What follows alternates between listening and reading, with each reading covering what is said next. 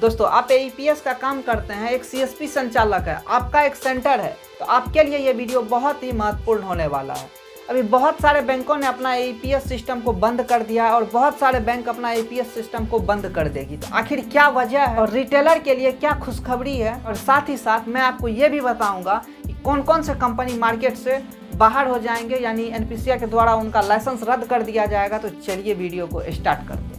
पहले नंबर पे आता है एईपीएस बंद करने वाली बैंक, जो कि बैंक ऑफ बड़ौदा है, जो कि प्राइवेट आईडी से वो निकासी करने के लिए नहीं देता है। जब आप निकासी करेंगे तो वहाँ पे आपको अधिकतर रिटेलर के पोर्टल में सस्पेक्टेड फ्रॉड का परेशानी आए। दूसरे नंबर पे कहा जाए कि ग्रामीण बैंक, कुछ स्टेट के ग्रामीण बैंक का भी एईपीएस सर्वर को बंद कर दिया गया। वहाँ पे भी आपको सस्पेक्टेड फ्रॉड या फिर आधार नॉट लिंकेड का प्रॉब्लम आएगा। ऐसे में क्या हो रहा है कि उन बैंकों में सबसे ज़्यादा मात्रा में फ्रॉड हुआ, या फिर वो बैंक अपने ग्राहक को फ्रॉड से बचने के लिए इस तरह का नियम और शर्तें लागू किया। हालांकि इनका परमानेंट एईपीएस बंद नहीं हुआ। तो मैं आपकी जानकारी के लिए बता दूं कि किसी भी बैंक का एईपीएस सिस्टम बंद होने वाला नहीं है और ये कभी भी बंद नहीं होगा, सभी बैंक का चलेगा। लेकिन आप जो ये प्राइवेट आईडी यूज कर रहे हैं, इनसे आप बहुत जल्दी छुट्टी करवा लीजिए और किसी न किसी बैंकिंग वाले आईडी में आप सेटल हो जाइए, ताकि आप सभी बैंकों का निकासी कर पाएंगे। आप अपना खुद का स्टोर पे बैठिए,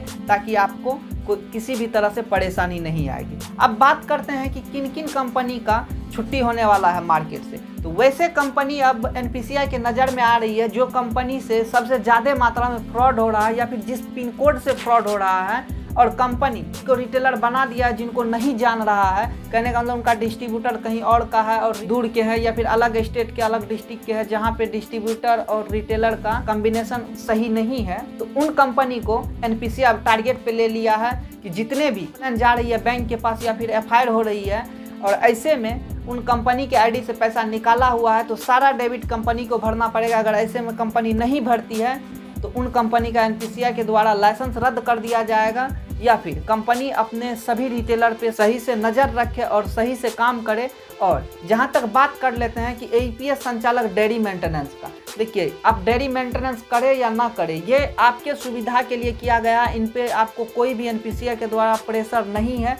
मैं आपको बता दूं कि अगर आपका ट्रांजेक्शन फेल हो जाता है तो वो 3 दिन में कस्टमर के अकाउंट में वापस रिफंड कर दिया जाता है। लेकिन अगर ग्रामीण बैंक में फेल होता है, जहाँ पे आईएमपीएस का सर्विस नहीं है, केवल ग्रामीण बैंक में एनईएफटी होता है, तो वहाँ पे 14 से 15 रोज का समय लग जाता है। या फिर कहा जाए तो यूनियन बैंक का, इसमें कस्टमर का पैसा आने में समय लग सकता है। तो कोई भी कस्टमर अगर कंप्लेन करता है तो आपके पोर्टल में जो फेल हुआ ट्रांजैक्शन का रसीद है वो निकाल के दे सकते हैं। और उसके बाद आप डायरी मेंटेनेंस नहीं भी किए हुए हैं, आप जेन्युइन तरीका से काम कर रहे हैं अपने सेंटर पे, तो आपकी कोई भी आईडी बंद नहीं होने वाली। आपके लिए ये खुशखबरी है।